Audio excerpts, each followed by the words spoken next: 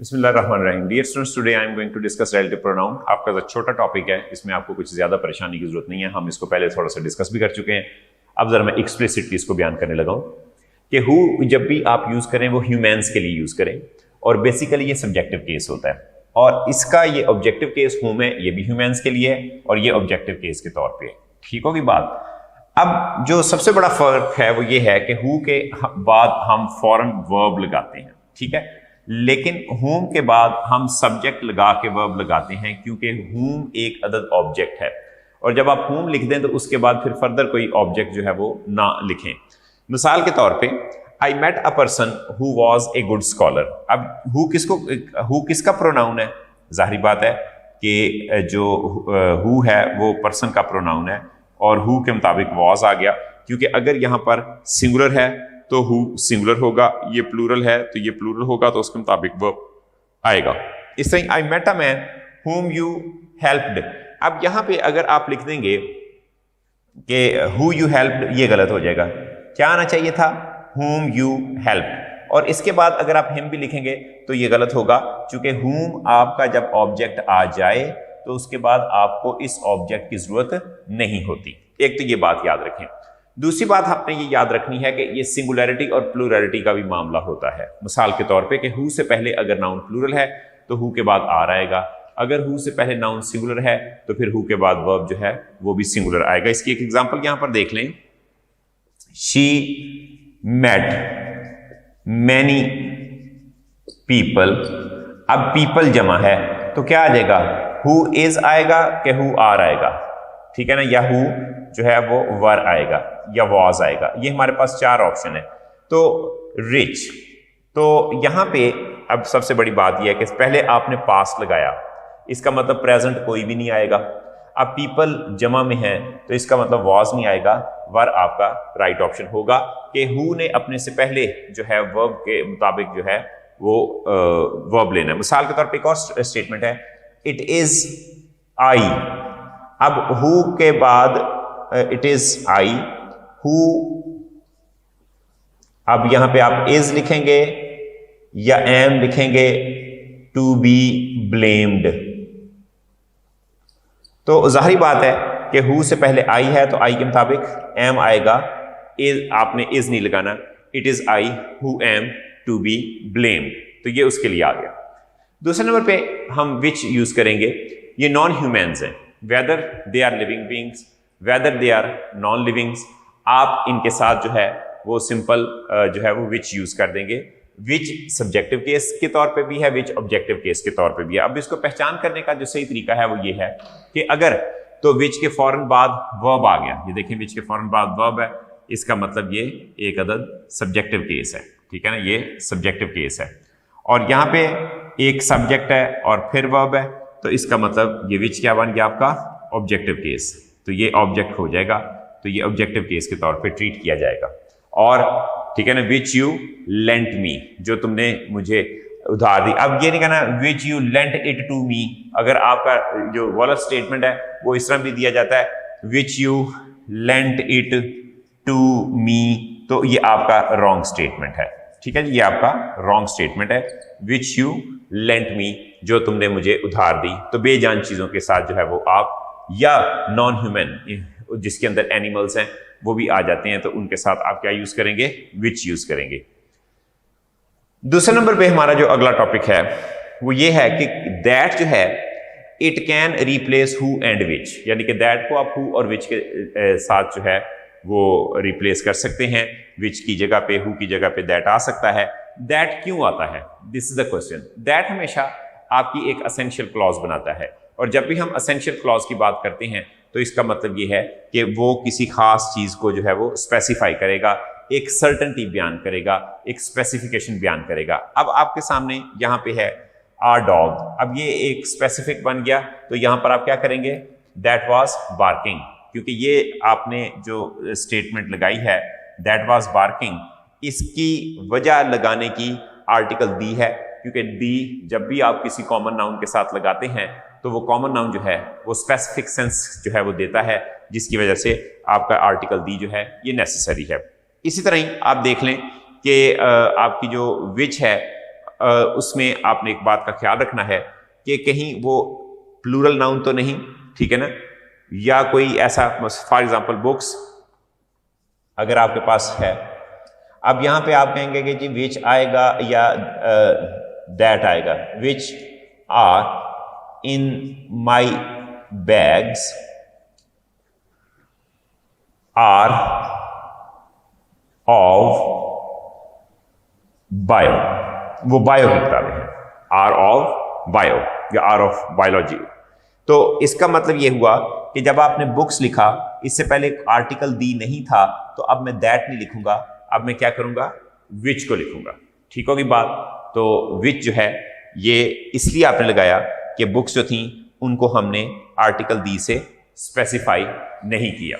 Next student हमारे पास है placement of relative pronoun, relative clause, यानी कि जो रिलेटिव प्रोनाउन से शुरू होती है। इस क्लॉज को आपने उस नाउन के फौरन बाद लगाना है जिस नाउन को ये क्वालिफाई करे। मिसाल के तौर पे कि ये लिखा हुआ है कि should be placed soon after the noun they qualify. जितनी भी आपकी क्लॉजेज हैं उनको आपने नाउन के फौरन बाद लगाना है। अब यहां पे एक रिलेटिव क्लॉज है, हु इज 50। दो नाउन है, एक सन है एक टीचर है। अब आपने देखना है कि ये जो हु इज 50 जो है ये कहां पे सूटेबल है, सन के साथ लगाएं या टीचर के साथ लगाएं। मिसाल के तौर पे I want a teacher for my son who is 50। अब आप देखें कि बेटा तो 50 का नहीं हो सकता, टीचर ही 50 का हो सकता है। तो इसका मतलब ये है कि यहां पर आप लिखेंगे कि I want a teacher for my son who is a 50, एक ऑप्शन। दूसरा, अगर आप चाहते हैं कि ये क्लॉज इसी जगह पर लिखी रहे तो आप एक काम करें कि आप यहां पर हु से पहले कॉमा लगा दें। अब हु का ताल्लुक सन से नहीं है, अब ऑटोमेटिकली हु का ताल्लुक जो है उससे पहले वाले नाउन के साथ बन जाएगा। तो इस तरह आप दो तरीके से ये जो डेंगलिंग मॉडिफायर है, रिलेटिव क्लॉज एक मॉडिफायर है, और अगर गलत जगह पे लिखे तो इसको डेंगलिंग मॉडिफायर कहेंगे। तो आप इस मॉडिफायर को सही जगह पे लगा सकते हैं। उसके बाद नेक्स्ट देखें, I bought a chair for 20 pound which is in the corner. अब आपने अगर 20 पाउंड के दरमियान कॉमा ना लगाया तो ये यूं होगा कि जो पाउंड है वो कोने में, असल में कोने में क्या है, चेयर। विच किसके लिए था, चेयर के लिए, आपने कॉमा लगा दिया। या दूसरा तरीका ये कि आप विच को यहां से उठाएं और यहां पे लिख दें, ऑटोमेटिकली जो है वो आपका डेंगलिंग मॉडिफिकेशन सही हो जाएगी। या तो आप कॉमा लगा दें अगर आप ये 20 पाउंड को क्वालिफाई नहीं करना चाहते, चेयर को क्वालिफाई करना चाहते हैं, या आप यूं करें कि आप इसको उठा के पूरी की पूरी यहां से लेके यहां तक क्लॉज को उठा के चेयर के फौरन बाद लिख दें। उसके बाद Ali bought a horse for his son which is of royal race. अब उसका बेटा शाही नस्ल का नहीं है, कौन शाही नस्ल का है, घोड़ा। तो इसका मतलब यह कि विच जो है वो वैसे भी सन के लिए नहीं आना, हॉर्स के लिए आना। दूसरी बात, अगर आप इसको अपनी जगह से चेंज ना करना चाहें तो आप ये कॉमा लगा दें। ये अंडरस्टूड होगा कि this particular which clause are the relative clause is not for son, it is for horse. उसके बाद the thing which you use carefully curse you, ठीक है ना, कि वो चीज जो कि वो तमाम चीजें, ठीक है ना, यहाँ पे कर्सेज आ जाएगा। क्यों कर्सेज आ जाएगा, क्योंकि विच से पहले थिंग जो है वो सिंगुलर है, तो यहां पर आपका वर्ब भी क्या आएगा, सिंगुलर आएगा। दूसरे नंबर पे अब आपने कहा द थिंग, आपने आर्टिकल द लगाया, इसका मतलब अब विच नहीं आएगा, क्या आना चाहिए, यहां पर आर्टिकल दैट आना चाहिए। तो थिंग के मुताबिक आपका वर्ब आएगा और द के मुताबिक आप दैट लगाएंगे। नेक्स्ट आ जाते हैं कि आपके जितने भी टाइटल्स हैं we use which instead of that use नहीं करेंगे, विच यूज करेंगे। For example I lent him old man and the sea, it is a title, ठीक है ना, नॉवल है। अब इसके लिए आप दैट नहीं यूज करेंगे, क्या यूज करेंगे, विच यूज करेंगे, ठीक है ना। जब भी आप टाइटल नॉवल की बात बयान करें तो इसके लिए आप विच यूज करेंगे। उसके बाद जो भी डेमोन्स्ट्रेटिव्स आ जाएं, दिस दैट दीज दोज, उनके बाद भी बेटे आपने जो है वो हु यूज करना है या विच यूज करना है, दैट यूज नहीं करना। दिस इज नोमी, नोमी से मिले, यानी कि ये डेमोन्स्ट्रेट कर रहे हैं, ये मुलाकात करवा रहे हैं कि दिस इज नोमी, ठीक है। तो उसके बाद आप क्या करेंगे, हु सेल्स टिकट्स, आप दैट यूज नहीं करेंगे। अब आगे ये जो हुज है ये एक किस्म का पोजेसिव एडजेक्टिव के तौर पे काम करता है। They are the possessive adjectives, they are possessive adjectives. तो ये बेटे जब ये पोजेसिव एडजेक्टिव के तौर पे काम करते हैं तो इसको हमेशा अपने नाउन से पहले लगाना है, चाहे वो नाउन ह्यूमन है चाहे वो नाउन नॉन ह्यूमन है, और ये equivalent to my, our, your, his, her, its, their के तौर पे आता है। एग्जाम्पल आपके सामने कि she saw a lion whose paw was injured, आपके सामने एग्जाम्पल कि यहाँ पे लाइन के साथ आपने हुज लगा दिया। She met a policeman whose brother was an MPA, तो यहाँ पे हुज जो है वो आपने पुलिसमैन के लिए लगा दिया। तो इन दिस वे आपके जो रिलेटिव प्रोनाउन है इनके बारे में सिर्फ यही डिस्कशन है, इसके ऊपर आपने बस फोकस करना है कि दैट किस जगह पर लगाना है और इनसे पहले हम कॉमा कब लगाते हैं। और एक बात को आपने याद रखना है कि दैट वाली क्लॉज किसी जगह पर भी लिखी हो उससे पहले कॉमा नहीं आता, हमेशा हमें कॉमा लगाना पड़ता है विच से पहले, हु से पहले, जब वो या तो अपने मॉडिफायर से दूर हो, जब वो नॉन असेंशियल क्लॉज के तौर पे जो है वो काम करें। जब हम नॉन असेंशियल क्लॉज की बात करते हैं तो इसको मैं कुछ यूं आपको समझा देता हूं कि नॉन असेंशियल क्लॉज विच और हु उस वक्त बनाते हैं जब वही बात प्रेडिकेट के अंदर भी मौजूद हो। मिसाल के तौर पे अगर आपके पास एक स्टेटमेंट है कि नॉन असेंशियल क्लॉज, अगला हमारा जो टॉपिक है वो है नॉन इसेंशियल क्लॉज। अब नॉन इसेंशियल आमतौर पे रिलेटिव क्लॉज ही बनती है, ठीक है ना, और वो WH से बनती है। तो कब जरूरी होती है? नॉन एसेंशियल क्लॉज का फार्मूला ये होता है कि नाउन, सब्जेक्ट और जो दूसरा वर्ब है उसके दरमियान ये लिखी जाती है। मिसाल के तौर पे Ali who is a hard working person, जो कि एक मेहनती शख्स है, who is a hard working person works diligently, ये आपका एक स्टेटमेंट है, who is a hard working person works diligently। अब असल है कि अली वर्क्स diligently, अली मेहनत से काम करता है।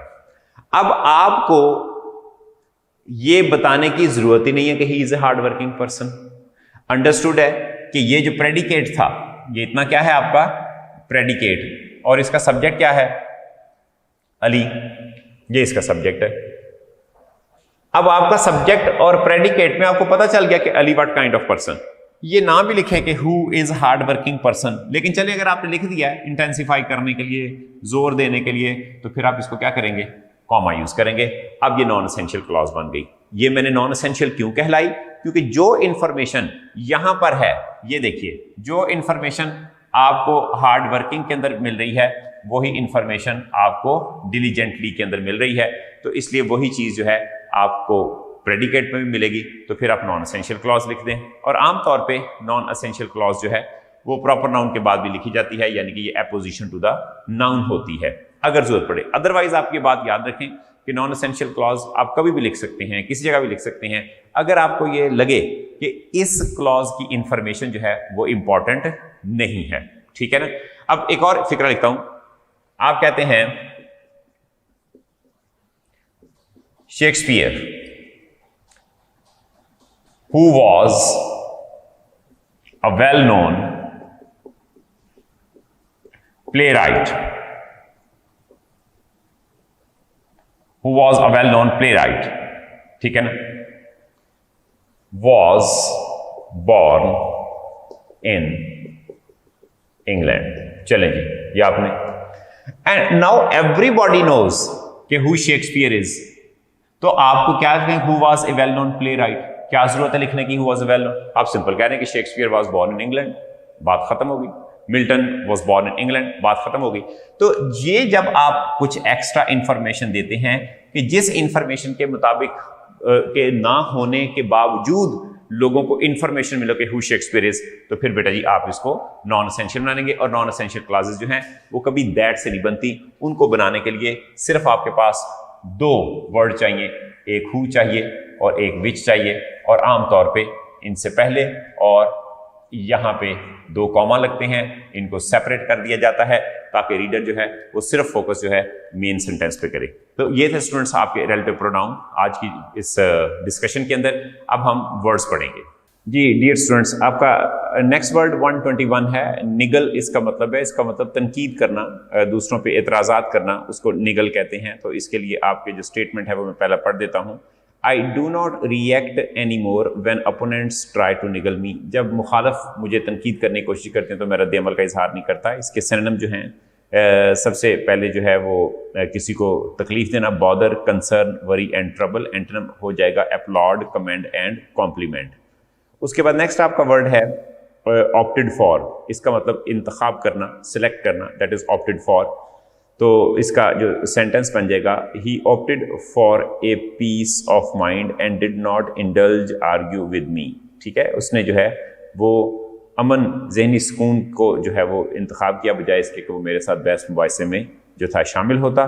तो इसके लिए सिनोनिम बन जाएंगे डिसाइडेड, प्रिफर्ड, सिलेक्टेड, इलेक्टेड, और एंटोनिम बन जाएगा एब्सटेन्ड, डिक्लाइंड, रिफ्यूज्ड, रिजेक्टेड।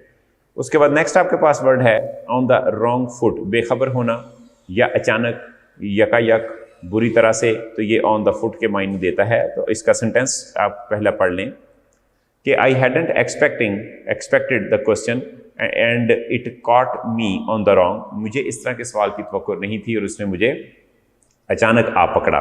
इसका सिनोनिम बन जाएगा अनसरप्राइजिंगली, सडनली, अनएंटिसिपेटेडली और अनअवेयर। एंटोनिम बनेगा ordinarily, auspicious, benign and bright. उसके बाद नेक्स्ट आपका वर्ड है ओकेजनली, कभी कभार। ठीक है, सेंटेंस पढ़ देता हूं, we go for walks in the fields occasionally. हम कभी कभार ही खेतों में सैर करने के लिए जाते हैं। इसका सिनोनिम बन जाएगा intermittently, of and on, periodically and recurrently. Antonym इसका बन जाएगा frequently, often, often time and commonly. Next आपके पास वर्ड है ऑपरेशन, कोई भी काम, कोई भी अमल, या जिस तरह ऑपरेट अपॉन बॉडी को किया जाता है मेडिकली, वो भी ऑपरेशन के लिए वर्ड यूज करते हैं। तो इसका सेंटेंस में पढ़ता हूं, he underwent a 3 hour heart operation, 3 घंटे का उसका दिल का ऑपरेशन किया गया। सिनोनिम पढ़ते हैं undertaking, process, affair, organisation, proceeding, surgery, development, surgical operation. Antonym बन जाएगा inefficiency, powerlessness, abeyance and immobility. उसके बाद नेक्स्ट आपके पास वर्ड जो है वो बन जाएगा 126। 126 का मतलब प्लॉप्ड। प्लॉप्ड का मतलब होता है एक अचानक पानी में किसी चीज़ की गिरने की आवाज़, अचानक छोटी सी किसी जैसा बुलबुला है उसके फटने की आवाज़, वो प्लॉप्ड होगा। The frog plopped back into the water, कुड़ुप करके जो थे जितने भी डडू थे, जितने भी फ्रॉग थे, वो पानी में वापस चले गए। सिनोनिम पढ़ते हैं फ्लॉप्ड, फ्लम्प्ड, प्लैंक्ड, प्लम्प्ड, पॉप्ड, कुछ भी इस तरह की बेटे आवाज़ निकालने में प्लॉप्ड का सिनोनिम बन जाएगा। एंटोनिम पढ़े rest, decompression, ease, leisure, relaxation. Next आपका 27 वर्ड है प्रिज्यूम, फर्ज कर लेना किसी चीज को। तो यहाँ पे सेंटेंस बन जाएगा you had better presume no such things, बेहतर है कि तुम इस तरह की चीजों को फर्ज ना करो। इसका जो सिनोनिम बनेगा वो बन जाएगा assume, conjecture, dare say, guess और इमेजिन। एंटोनिम बन जाएगा challenge, controvert, disagree and disbelieve. उसके बाद है प्रिकॉशंस, एहतियात करना। सेंटेंस पढ़ता हूं, he took the precaution of locking his door when he went out, जब वो बाहर गया तो उसने एहतियात से जो था वो दरवाजे की तरफ जो है वो देखता रहा। लॉकिंग द डोर यानी कि एहतियात से उसने दरवाजा बंद कर दिया। सिनोनिम पढ़ते हैं safeguarded, insurance, protection and provision. इसके उलट पढ़ते हैं एंटोनिम हीडलेसनेस, थॉटलेसनेस, इंजरी और इनडिफरेंस। उसके बाद है पैंटिंग, सांस फूल जाना, हाँपना। She finish the race panting heavily, उसने फूले हुए सांस के साथ शदीद तौर पे हाँपते हुए अपनी दौड़ खत्म की। चोकिंग, गैगिंग, गल्पिंग, हफिंग इसके सिनोनिम है। एंटोनिम इसका पढ़ लें ब्रीदिंग एंड कंफर्टेबली। उसके बाद नेक्स्ट है परचेज, खरीदना, मोल लेना कोई चीज। Keep your seat as proof of your purchase, अपनी जो चीज है उसको जो आपने परचेज किया है उसको प्रूफ के तौर पे रखो। सिनोनिम पढ़ेंगे एक्वायर, गेन, उसके बाद गार्नर, गेट, ऑब्टेन, प्रोक्योर, और इसका जो एंटोनिम बनेगा वो क्लोज, डील, सील, मार्केट और वेंड के मायनों में आएगा। नेक्स्ट आपका 30 के बाद जो है वो नेक्स्ट 31 वर्ड मैं पढ़ता हूँ आपके लिए। 31 वर्ड है परसिस्टेड, इसरार करना, किसी काम पर डटे रहना, वो परसिस्टेड के मायनों में आएगा। सेंटेंस पढ़ता हूँ, सो डिड यू एग्री और नॉट, ही परसिस्टेड, उसने इसरार किया कि तुम हाँ करोगे या ना करोगे, तो इस तरह के हालात में ना ही होती है। सिनोनिम पढ़ते हैं continued, lasted, remained, carried on. Antonym पढ़ेंगे गिव अप, नॉक्ड ऑफ, उसके बाद बर्ड एंड गेव अप। उसके बाद पेंसिवली, अफसुर्दा अंदाज से। सेंटेंस पढ़ता हूँ, he gaze pensively out of the window, उसने अफसुर्दा अंदाज से खिड़की से बाहर देखा। प्राइम कहते हैं बेटे अरूज को, प्राइम टाइम जिसमें होता है। Prime concern is to protect my property, मेरा सबसे अहम मकसद ये है कि मैं अपनी जो इमलाक है उनका ख्याल करूं, अपनी मलकियत का ख्याल करूं। तो ये जो है वो प्राइम अरूज के लिए भी लफ्ज आता है, प्राइम अहम के लिए भी लफ्ज आता है, चीफ के लिए भी वर्ड आता है। सिनोनिम पढ़ते हैं chief, commanding, first, foremost. Antonym पढ़ते हैं इंफीरियर, लास्ट, लेस। उसके बाद प्लेसिडिटी, इत्मीनान, सुकून, पुरसुकून। सेंटेंस पढ़ता हूं, behind him the river sparkled placidly in the sun. उसके पीछे दरिया जो था वो चमकदार धूप में पुरसुकून तरीके से चमक रहा था। काम, कलेक्टेड, कंपोज्ड, कूल्ड और कूल हेडेड। इसका एंटोनिम पढ़ेंगे अमॉक, उसके बाद बरसर्क, ब्रिस्कली एंड फ्रेंटिकली। नेक्स्ट है जी पियर्ड, झांकना, गौर से देखना, वो पियर्ड होगा। We peered into the shadows, हमने जो साए थे उनमें गौर से देखा। सिनोनिम पढ़ते हैं स्टेयर्ड, ग्लेयर्ड, ग्लॉटेड एंड ग्लोअर्ड। इसका उलट बनेगा ग्लांस्ड, ग्लिम्स्ड और पीक्ड, ठीक है ना। और उसके बाद 30 जो 6 है उसका मतलब है प्रोपेलिंग, आगे की तरफ धकेलना, पुश फॉरवर्ड के मायने में आता है। सेंटेंस पढ़ता हूं, he succeeded in propelling the ball across the line, आखिरकार वो गेंद को लाइन के पार फेंकने में, बढ़ाने में कामयाब हो गया। सिनोनिम इसके पढ़ते हैं driving, pushing, showing and thrusting. Antonym है इसके ब्रिडलिंग, चेकिंग एंड कंस्ट्रेनिंग। उसका पैशन, जज्बे को कहते हैं, जोशो बलबले को कहते हैं। He is a man of violent passion, वो शदीद जोशो जज्बे का हामिल शख्स है। इसके सिनोनिम पढ़ते हैं अर्ज, यर्निंग, इमोशन। एंटोनिम इसके बन जाएंगे इम्पैसिविटी, इम्पैसिवनेस, और इसके बाद आपका बन जाएगा इनसेंसिबली।